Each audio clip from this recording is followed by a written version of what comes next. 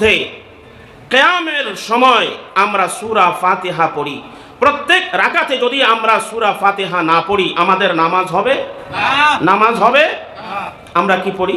শেষের দিকে বলতেছি, ওয়াইরিল মাগদুবি আলাইহিম ওয়ালাদ-দাল্লিন।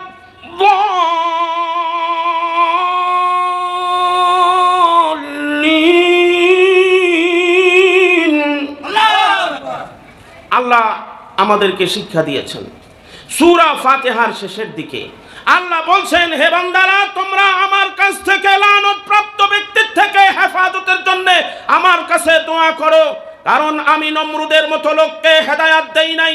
অর্থ সম্পদ সম্বল সব ছিল, বাড়ি গাড়ি টাকা পয়সা ধন দৌলত অট্টালিকার কোনো অভাব ছিল না, জায়গা জমির কোনো অভাব ছিল না, এই যে সংসদের কোনো অভাব ছিল না, বিশাল রাজত্ব আমি দিয়েছিলাম। ফেরাউনকে ওরকম 450 বছর রাজত্ব দান করেছি।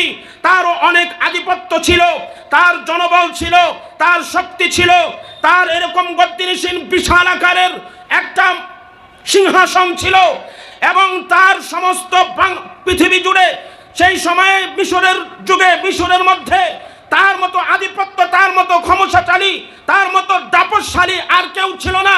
আমি আল্লাহ পাক শেষ মুহূর্ত পর্যন্ত সময় দিয়েছিলাম, কিন্তু সে সময় নিতে পারে নাই, সে লানত প্রাপ্ত।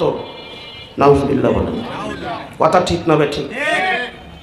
আবু জাহেল রাসূলের আপন চাচা নয়, আপন চাচা নয়, তার বাপের চাচাতো ভাই আবু জেহেল।